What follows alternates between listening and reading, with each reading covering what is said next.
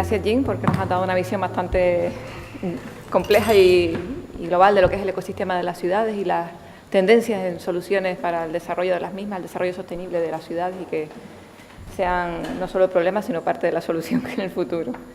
Ahora vamos a continuar con la ponencia de Juan Palop, el urbanismo del cambio climático.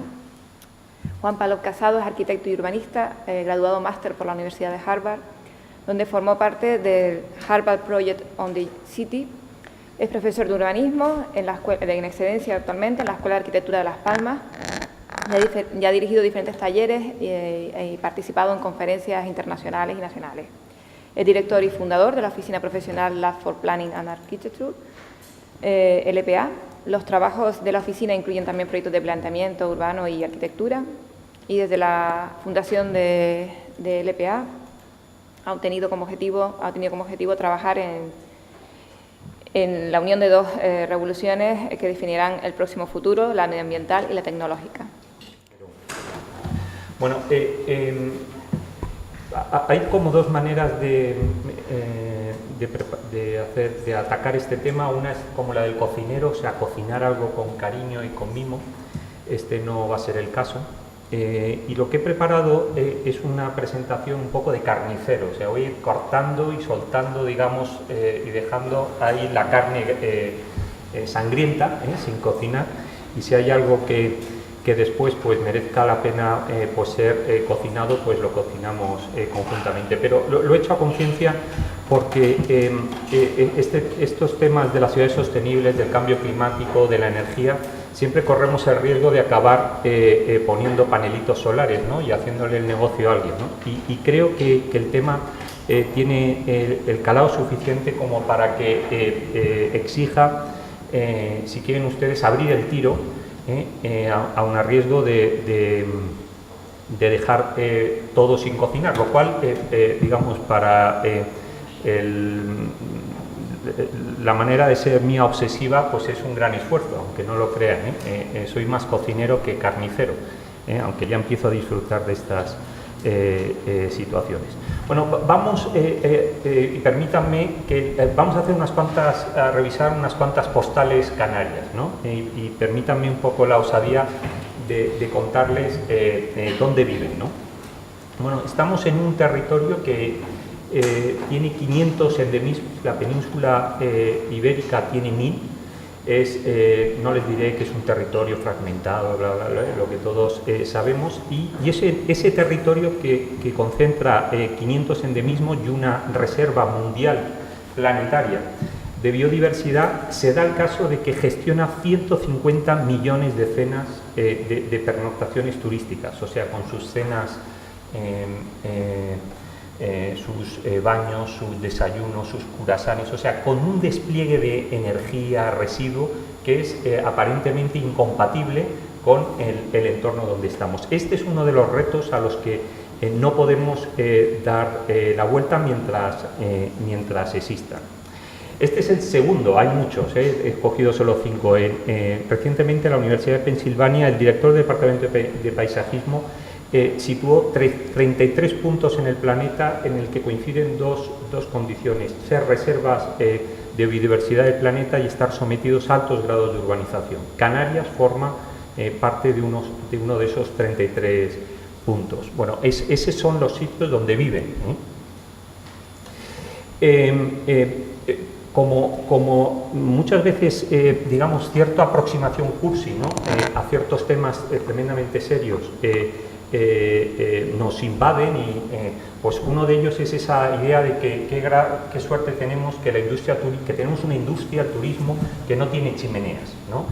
Claro, si nos domina constantemente esa mentalidad cartesiana y de mirar la realidad como si fueran sistemas cerrados, o sea, antisistémica, pues obviamente el turismo no tiene chimeneas porque no las vemos, ¿no? Pero si uno hace un simple cálculo, considera el sistema abierto, lo considera, por lo tanto, lo considera como un metabolismo, como un sistema, y empieza a estudiar el consumo de agua, pues ve que un turista consume más o menos 3 veces y media la cantidad de agua que consumimos diariamente, 400 litros. En la isla de Gran Canaria toda esa agua está desalada quemando fuel hoy, de manera que esa industria que creíamos, digamos, esta inocente damisela leyendo en mitad de la playa, pues es una perfecta chimenea que emite 1,2, solo en esto, solo en su consumo de agua, 1,2 kilos de CO2 diarios. Crúcenlo esto con las 150 millones de pernoctaciones. Les diré que París no gestiona 150 la ciudad de París no gestiona 150 millones de pernoctaciones año, ni la ciudad de Barcelona. Es el territorio europeo, en estos momentos Canarias, que gestiona más pernoctaciones turísticas.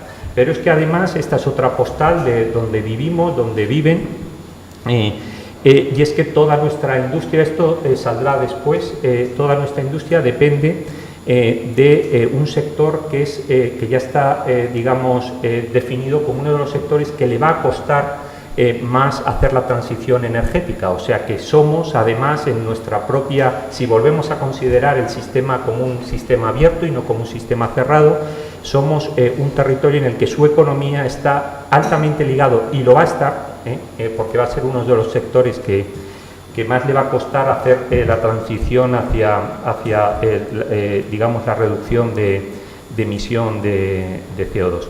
A esta voy a pasar, pero básicamente quédense que mi lectura de la realidad del presente y del futuro es que Canarias ha vivido desde los años 70, o sea, podemos dividir tres fases.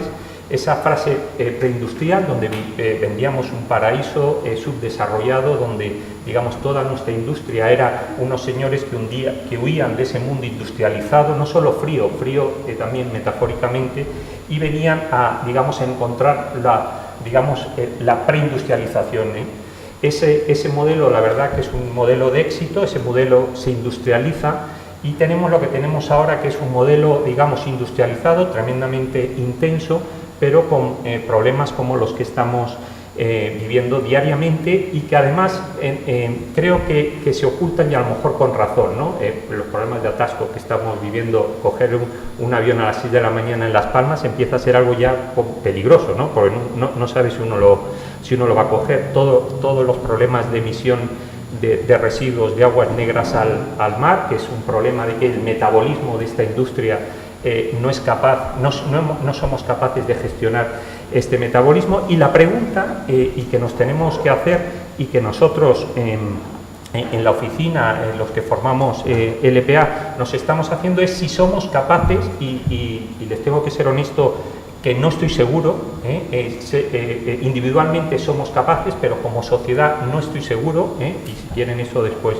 Y cuando digo no estoy seguro, es que no estoy seguro, no que quiera decir que no, es que no estoy seguro que seamos capaces de construir esa Canarias postindustrial, en donde la relación con la naturaleza, la relación incluso de sus propios metabolismos, la gestión de sus propios metabolismos, pues nos hacen, digamos, ser un territorio postindustrial, porque puede pasar aquello de que acaben viniendo noruegos en el que en su ciudad no hay coches, y acaben sufriendo en ese paraíso que les han vendido de semana al año una serie de atascos. Y finalmente, esto es donde estamos.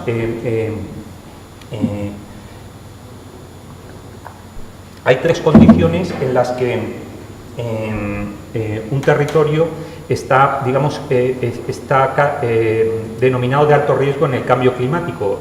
Tiene que ser una isla, tiene que ser atlántico, y tiene que estar en el subtrópico. Canarias tiene las tres condiciones, o sea que si no nos empezamos a tomar esto en serio, y además yo no estoy en absoluto interesado en el discurso un poco catastrofista, porque se lo puedo tener como padre de 3 hijos, lo puedo tener como ciudadano, pero como arquitecto, que es lo que quiero demostrarles hoy, o venir a compartir con ustedes en qué estamos, y si estamos profundamente equivocados, pues no lo dicen. En eso es en lo que estamos. ¿Qué es en definitiva el cambio climático? Es el ensanchamiento de esas dos bandas amarillas que son los dos subtrópicos. Tengan en cuenta que el siglo XXI es un siglo construido por el norte. El norte, digamos, ha sido quien ha dominado la modernidad y todas sus, digamos, desconexiones con la naturaleza. Yo estoy convencido que el siglo XXI, el siglo ecológico, es el siglo del sur. Tengan en cuenta que en esas dos bandas se concentra 3.000 horas de luz anuales, o sea, toda la energía solar del planeta, toda la industria de sol y playa, toda, digamos, cuando digo toda, casi toda la biodiversidad del planeta está concentrada en esas dos bandas amarillas. Las Palmas y Canarias es el Nueva York de esa condición, o sea, si habláramos del mundo financiero, pues hablaríamos de Nueva York. Si hablamos, digamos, de esa condición donde los efectos del cambio climático se van a producir de manera más intensa, que puede trabajar además como laboratorio en tanto en cuanto el cambio climático, simplificándolo mucho, es un ensanchamiento de esas condiciones, pues estamos, digamos, tenemos muchísimo trabajo. Pero no nos engañemos, esto del cambio climático no es más que el resultado de un problema, y es que exige, si lo queremos atacar, casi no hablar de cambio climático, sino hablar del cambio de percepción. Bueno, llegado este momento, somos una oficina profesional, hacemos cosas, pero es que este arranque creo que es fundamental, porque si no acabamos, o siempre corremos el riesgo de acabar, o yo creo que corremos el riesgo de acabar de otra manera. Y exige un cambio digamos, de percepción de la realidad. Naredo lo ha venido a explicar, hasta que no, digamos, reconsideremos nuestra manera. El cambio climático no es más que la crisis de toda una civilización, de una manera de relacionarnos con el medio ambiente, o sea, con la naturaleza, la humana y la no humana. Hasta que no planteemos esos temas, podemos seguir reunidos aquí las veces que queramos, que acabaremos, digamos, montando concesionarios de paneles solares. En definitiva, es esto, ¿no? El diagrama, digamos, del huevo con el amarillo por fuera es el modelo en el industrial de economías, digamos, sobre el que el capitalismo, digamos, se ha venido construyendo, y donde tenemos que ir, que un poco Pilar al principio lo comentaba, esos equilibrios biosféricos exigen una inversión total de la manera en la que operamos, en la que la energía, la biosfera, las dinámicas, ahora lo explicaré, están por encima o envuelven con sus lógicas, ahora lo explicaré de una manera un poco menos, el modelo económico. Y creo que esto es el reto. Me quejaba en otro encuentro de este tipo que el problema que tiene Canarias es que no tiene retos, por eso solo producimos pues eso, camareros, y creo que este es, con perdón de los camareros, que me pones a mí a poner una Coca-Cola y tampoco sé, pero que este es el reto, o sea, este es uno de los retos en el que estamos, y en la oficina lo que estamos es intentando, digamos, emular o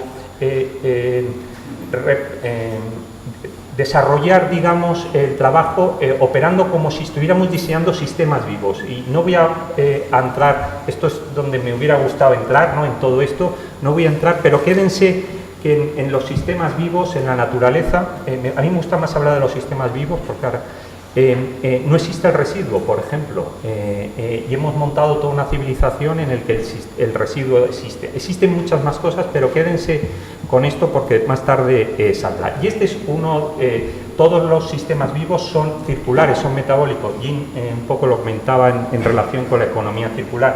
No podemos seguir haciendo proyectos en el diagrama lineal, y ahora les explicaré. Por ejemplo, no podemos seguir teniendo proyectos en donde el plan de residuos es garantizar que llevo el residuo al vertedero más próximo, porque vivimos en una isla y porque vamos a acabar, digamos, inundados en basura. O sea, hasta nuestros propios planes de gestión de residuos son una falacia, y casi lo que garantizan es que poco a poco vamos a ir, digamos, siendo enterrados en nuestros propios residuos. Tenemos que, por eso no vale con que, digamos, la administración adopte ese rol en el que me diga, no, quiero un plan de residuos. No, cambie su manera de entender la realidad, entre en una concepción que ahora hablaremos ecológica, y después me pide el plan de residuos, porque si el plan de residuos me lo pide sin reajustarse usted, digamos, intelectualmente,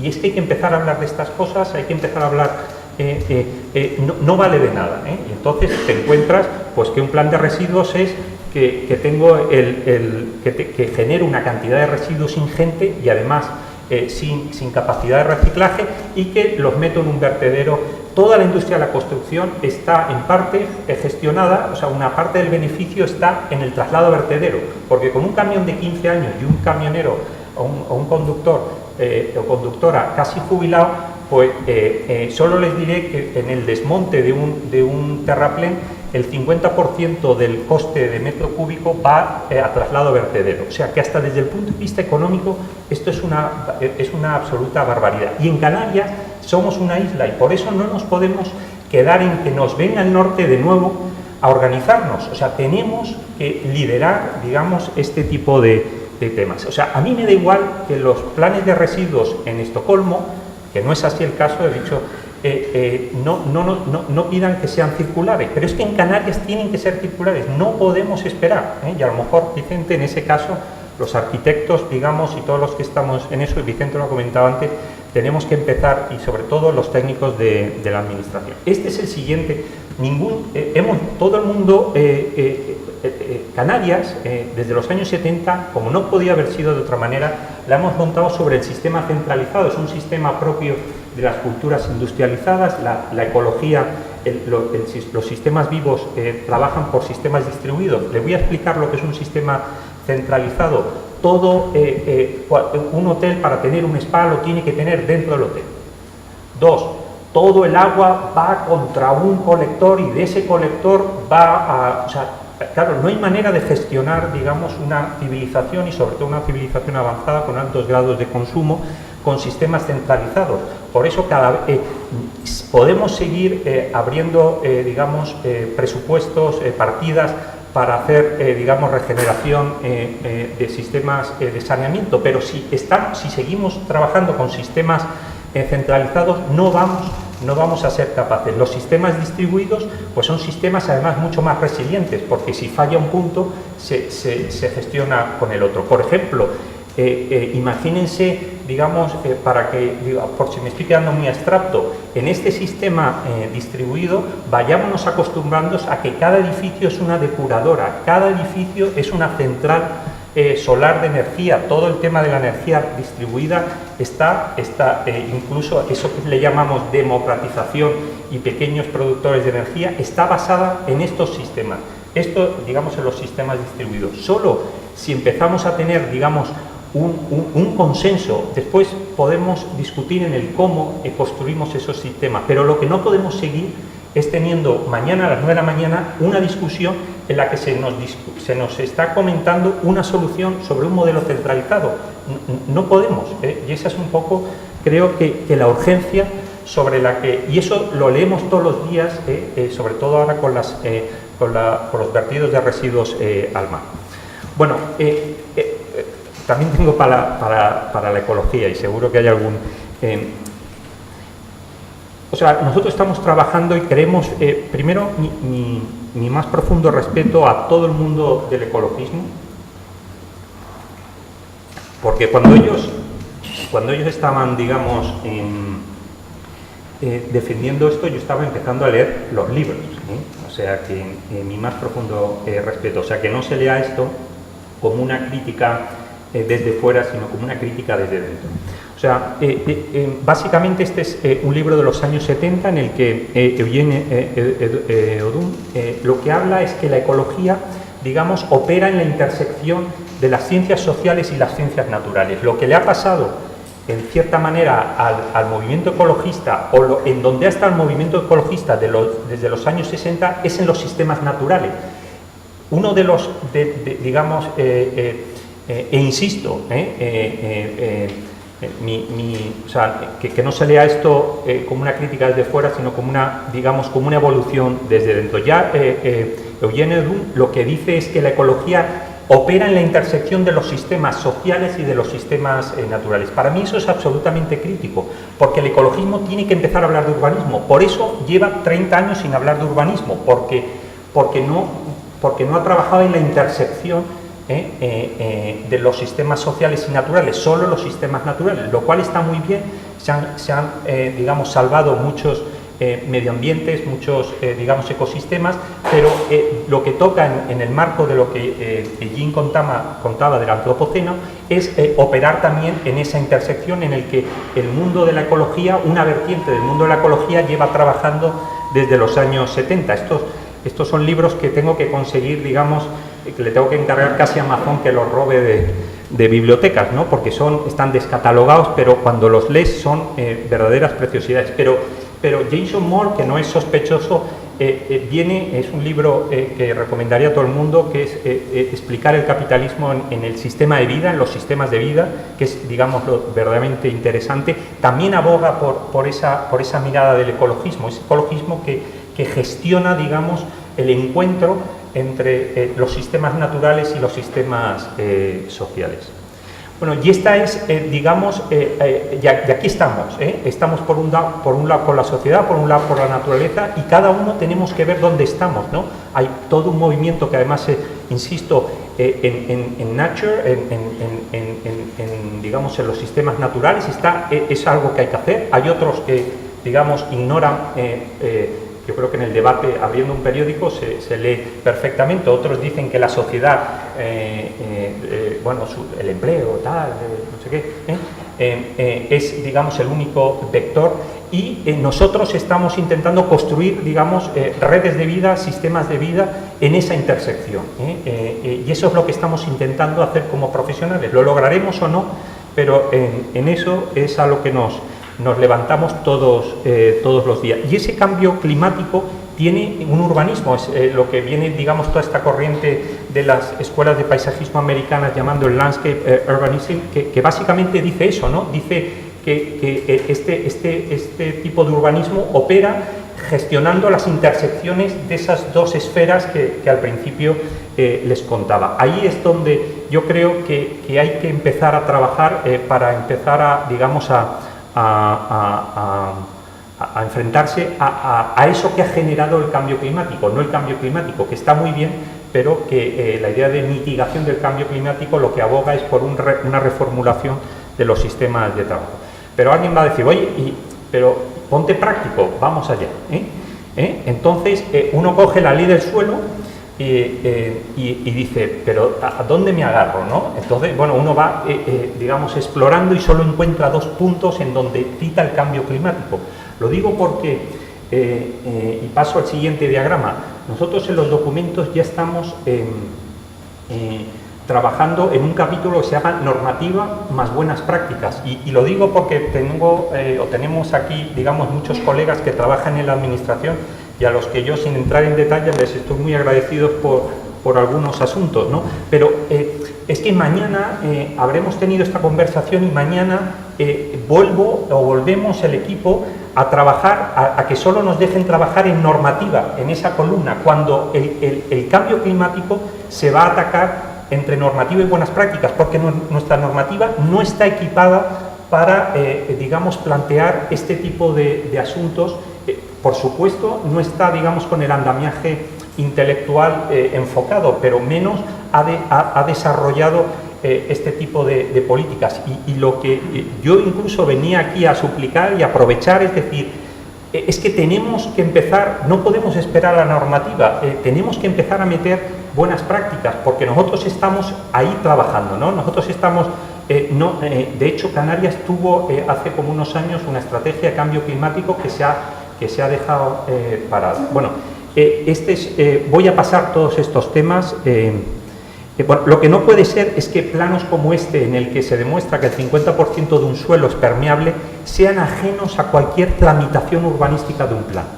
Esto es lo que no... O sea, la administración es, digamos, o como un plano que demuestra cómo no se genera ningún metro cúbico de residuo en el que todos los desmontes van, tampoco sean transparentes a cualquier tipo de tramitación, porque no estamos en eso. Bueno, y por no saber dónde está el proyecto, ¿no? Si está en medio ambiente, si está en obras públicas, si está en planificación territorial, claro, porque es que los sistemas son lo que son eso, ¿no?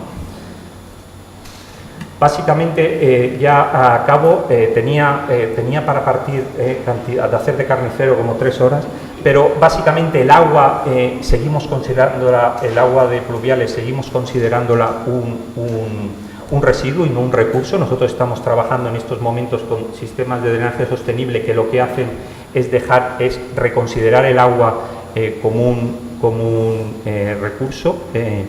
Hemos tenido que montar en paralelo a la oficina el Instituto 20 Grados, que es una asociación sin ánimo de lucro, que en el fondo es una aceleradora de todos estos temas, porque los necesitamos para algunos proyectos. El que estamos haciendo ahora mismo en Arrecife, que pasaré muy rápido, ha necesitado un seminario en donde se introduzca a los técnicos, a la sociedad, incluso nosotros mismos, digamos, confirmemos todo el tema de los sistemas de drenaje sostenible, que básicamente es dejar el agua donde cae y no llevársela al mar para después desalarla con emisiones de CO2 y volverla a bombear allí donde cayó, que es uno de los, digamos, principios de ineficiencia sobre el que está montado este asunto. Solo diré una cosa: George Monbiot, al que recomiendo que lean, es un periodista del Guardian. El otro día, hace un mes, vino a recomendar que si quieres luchar contra el cambio climático, deja de coger aviones. ¿Alguien está pensando en Canarias? Si llega ese turismo de calidad, y ese turismo de calidad no es que sea rico, es que piensa de calidad, y dejan de coger aviones. ¿Alguien está pensando en Canarias? Este es un tema que hicimos para una revista que llevan, digamos, los coches Smart, que nos invitaron en un taller a participar con ellos, y planteamos ciudades en Canarias turísticas que fueran capaces de compensar y de devolver a los turistas a casa con huella ecológica cero. Acabamos de entregar el plan estratégico turístico y alguna perlita de esta hemos dejado. Necesitamos, voy a ir pasando, necesitamos una administración no gestora, emprendedora. Esto no se saca gestionando mañana una ley que para que diga cambio climático hay que irla buscando. Esto necesitamos una administración emprendedora, o sea, y tenemos que emprender todos, porque si no, no salimos de esta. Esto es un tema, estos son unos muros ecológicos que tengo que agradecer al ayuntamiento que hayan sido posibles, y con un proyecto ahora ya están mucho más verdes, sin ningún tipo de consumo de agua, ningún tipo de consumo de hormigón, y con un proyecto de paisajismo por primera vez visado, porque nos empeñamos por el Jardín Canario. Tenemos ahí, digamos, una serie de profesionales que nos pueden, y me empeñé en que visaran el proyecto de paisaje para que garantizara la biodiversidad, o por ejemplo edificios que son corredores ecológicos. Esta es los vestuarios de la Unión Deportiva Las Palmas. Esto es como está hace un mes, ya digamos pendiente de que crezca. Y voy a pasar todo esto. Esto es un encargo que nos hace la Reserva de la Biosfera. Vean cómo hemos sabido en Canarias, desde lo rural, gestionar el agua, y cómo desde lo urbanístico hemos sido, yo creo que demuestra, digamos, por un lado la inteligencia y por otro lado la torpeza. Son unos caminos que recogen, digamos, las antiguas escorrentías y que transforman, digamos, estos paseos en grandes infraestructuras verdes. Supongo que después hablarán de participación, pero gobernanza, Pilar lo estaba comentando, es absolutamente crítico.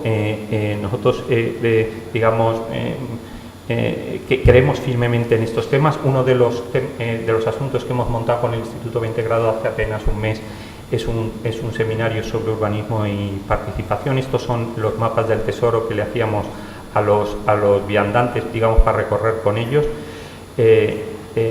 Aquí es donde me quería quedar. Aquí es donde estamos, ¿no? Digamos, me hubiera gustado contarles 2 o 3 proyectos, pero creo, ante el riesgo de desviar, digamos, el mensaje de más de carga del inicio y sobre el que estamos trabajando en la oficina, pues he preferido, no sé si erróneamente, he preferido, digamos, utilizar mi tiempo para el arranque. Y esto es un poco de lo que se trata el urbanismo, y el urbanismo no es, el urbanismo era la ordenación del territorio cuando vivía en la esfera de lo social, y después le hacíamos una cosita posterior, y que es el estudio de impacto ambiental. Yo creo que después de los másters habrá que revisar más de un estudio de impacto ambiental. Es la siguiente revolución, ¿no? Pero es en ser capaces de insertarnos en esa matriz biofísica, en ser capaces de que después de intervenir la biodiversidad sea mayor, ese ciclo de vida no solo se haya sostenido, que es un poco sino se haya regenerado, que es, digamos, la palabra ya donde ya no tenemos tiempo de sostener lo que nos hemos cargado, ahora hay que regenerarlo. La pregunta que nos deberíamos hacer todo y la que yo pido que me hagan cuando me dan una licencia es ¿en qué ha mejorado este sitio? Y no si tiene el 890 en cara superior de forjado o estas cosas, digamos, de ese otro mundo. Y básicamente esto es lo que quería, esto es Pierre Belaguer es, digamos, profesor de paisajismo en Estados Unidos, pero ha introducido este concepto, ¿no?, en el que si la ecología está en esa intersección de lo social y de lo medioambiental, de lo natural, ecology es la nueva ingeniería. O sea, la ecología no es, digamos, la lucha por la conservación de los espacios naturales, que también en tanto en cuanto, sino, digamos, ingenierizar, hacer posible cuando lo sea y cuando no hacer nada, ese binomio, esa síntesis sociedad-naturaleza. Muchas gracias.